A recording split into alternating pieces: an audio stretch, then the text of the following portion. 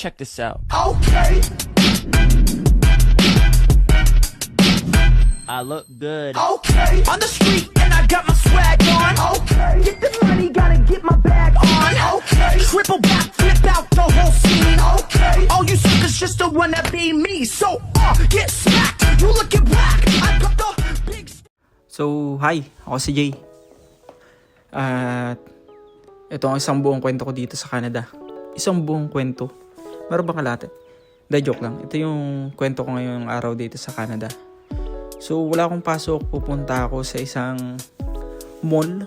So, sinabi lang sa akin nung Indian kong katrabaho na may mall daw na lagi nakasale. And maganda yung mga presyo. And maganda yung mga item. Kaya yun, samahan nyo ako, pupuntahan ko siya. And, ayun nga, dahil pauwi na rin ako ng Pinas in a few weeks. 2 weeks? Siguro mga 2 weeks na lang. Kaya sabi ko pupunta ako. And baka may magustuhan ako mabili. Especially para kay Yuri. Kasi yun na nga, diba, uuwi na ako in a few weeks. And magkikita na kami ng aking baby girl. Literal na baby girl. Sabi nung wife ko, medyo may ugali daw si Yuri. Pero, syempre, ilalabas ko na lang siya na ilalabas. So, ngayon is winter talaga dito ngayon sa Canada. Pero dito sa Surrey, hindi siya nag-i-snow eh. And ganito ang winter dito. May araw pa, may init. And this is 3 p.m.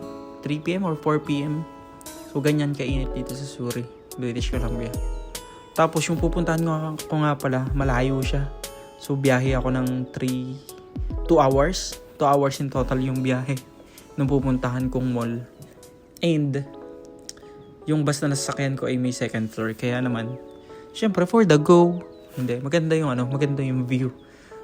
Maganda magmuni-muni, tapos lagyan ng background music na malungkot. Na yung ganito ang nangyayari sa mga OFW.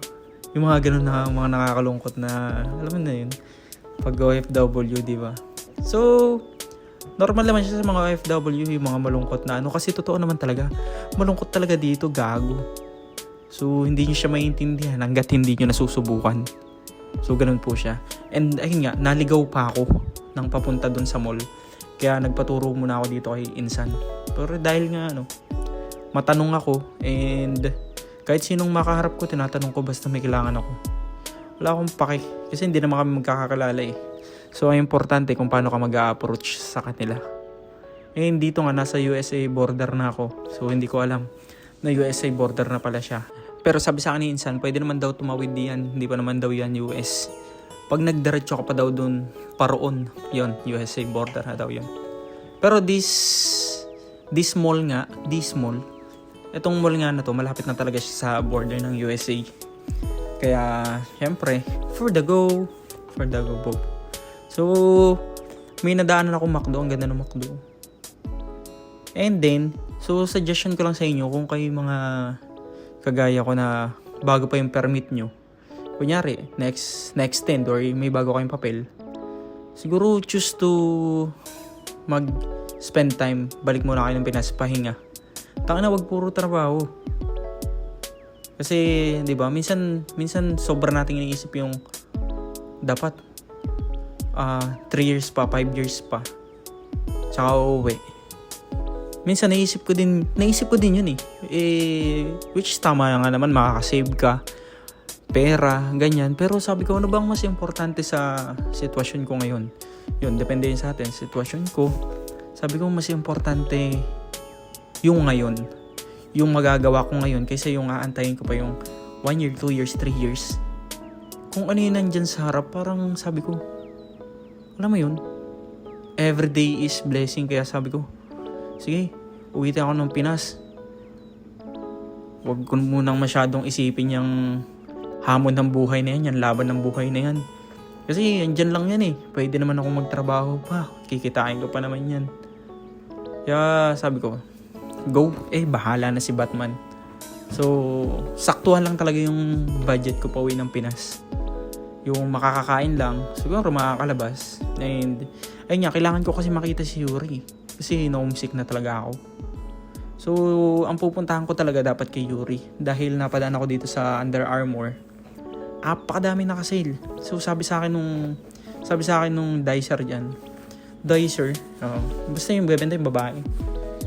Indian, sabi sa akin ni oh my god, this is sale and every day we got sale here. Today no sale, tomorrow we got sale. Hindi, ayun nga, may naka-sale daw. Lahat niya naka-sale. Parang every week kasi nga factory siya. Factory outlet siya. Kaya yun, lagi may mga naka-sale diyan, sabi ni Insan. Kung may budget lang ako, apakasarap bumili dito ng mga sapatos. Kasi sobrang discounted siya. Siguro kung mamumuhunan ka sa Pinas, syempre, kita mo naman straight from Canada yung item. Diba? Goods na goods yan. Siguro kikita ka pa din. Tapos ipapaship mo siya. O kaya pwedeng pre-order. Pwedeng magpa-pre-order ka. Dahil straight from the outlet niya ng Nike tsaka Under Armour. Kaya maganda yung bigay. Yung isang sapatos na nakita ko dito, itong suot ko yung Next Gen Lebron Next Gen Kenemerut. Nabili ko siya sa Kelowna $220. Tapos nakita ko dito, ang daming choices ng color, ng style. $220 din yung original price na nakalagay. Then, nag-markdown ng $159, naging $129. Tapos yung $129, meron pang 40% off. So, bali nasa $70 to $80 lang siya. Kaya sabi ko, grabe naman. Halos makakatatlong sapatos na pala ako dati sa Kelowna kung dito ako bumili. Well, hindi ko pa naman alam yun that time. Pero yun nga. So, grabe. Ang daming sapatos dito. Yung aking mata, talaga namang, yung mga gusto kong kulay ng sapatos. Kita mo yan, $225 yan. Ano ka makakakuha yan? $129 tapos 40% off pa yan. Kita mo yun, yung sapatos na yan, $225. Ganun din yung sapatos ko nabili sa Kelowna. Ganun na ganun. Pukin ng shems yan. Na-scam ako doon ng Put Kenemerut doon sa Orchard Park. Napakamura pala dito. Ayan po. Tapos ang dami pang choices na kulay. Kaya kung gusto nyong bumili ng bulk orders, pwede nga tapos papaship natin sa Pinas. Then magkano yung box o kaya yung shipping fee. Kita mo naman yan, quality yan. Straight from Canada, diba? Sino hindi bibili niyan? So, syempre, para tumubo, kaya papatungan mo din siya. Pero, mababa pa rin sa market value ng, bentahan sa Pinas, diba? Para, kita mo, ganda Grabe, detail yung pagkakagawa. Ang ganda nitong purple, parang gusto ko yung purple. Siguro may $80 ako. Makukuha ko na yun. $80. Baka ay, Diyos ko dahil talaga. Yan mga Air Jordan, Giannis. Ang daming mabibili talaga dito pagka may budget ka. Kasi wala kasi akong budget Kung talaga, ang dami ko nabili dito. Siguro kung may $1,000 ka, makakakuha ka ng mga 20 to 25 na sapatos. Ganun. Quality naman, galing pang Canada. Diba? Pero yun nga, yung purpose ko lang talaga dito is bilan ko talaga si Yuri. Hindi ko alam dito ako napunta sa mga sapatosan Alam niyo na, lalaki. Syempre. Alam ka naman, mapunta ako sa bilihan ng bilihan ng two-piece, bilihan ng bra, bilihan ng Syempre, sa sapatos ako pupunta. Gago ba kayo? So, yun na nga. Kung napanood nyo to at interesado kayo dito sa mga sapatos, so, comment nyo lang o kaya pag-usapan natin yan. Baka, alam mo yun, tumakbo yung biglang pagiging open-minded ko Ikaw, open-minded ka ba? Hindi, yun nga. Tumakbo yung pagiging, Bachelor of Science in Business Administration, major in Marketing Management. Na hindi ko alam kung nagamit ko yung pinag-aralan ko kasi dito sa Canada, ang ginagawa ko lang naman. Nagte-take ng order, gumagawa ng burger. Tapos nagmamapawalis. Pagka may time, o kaya kasi hindi pa ako nagrara ng ship Pag walang magrara ng ship, ako nagrara ng ship. Hindi ko alam, nagamit ko na. Siguro nagamit ko na yung marketing management skills tsaka yung mga English ko. Pero naguguluhan pa rin ako sa verbs and adjectives, nouns, pronouns. Pero kaya mo akong iharap kahit kaninong tao. Kahit anong lengguwahe, kaya ko rin sagutin. So yun na nga. Dahil sure nga talaga yung purpose na tong video na to. Hindi ko napansin, naabutin ako ng closing ng mga kaya etong isang parang children clothing, wala. Napagsaraduhan ako. So babalikan ko na lang siya. And syempre, may napuntahan pa rin naman ako. Meron pa isang bukas. Hirap na hirap nga ako maghanap kasi hindi ko talaga alam ang bibilin ko.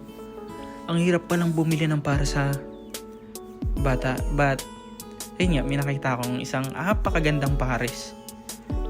So, $30 kaya tayo nabili or 35. Pero na siya, pang winter.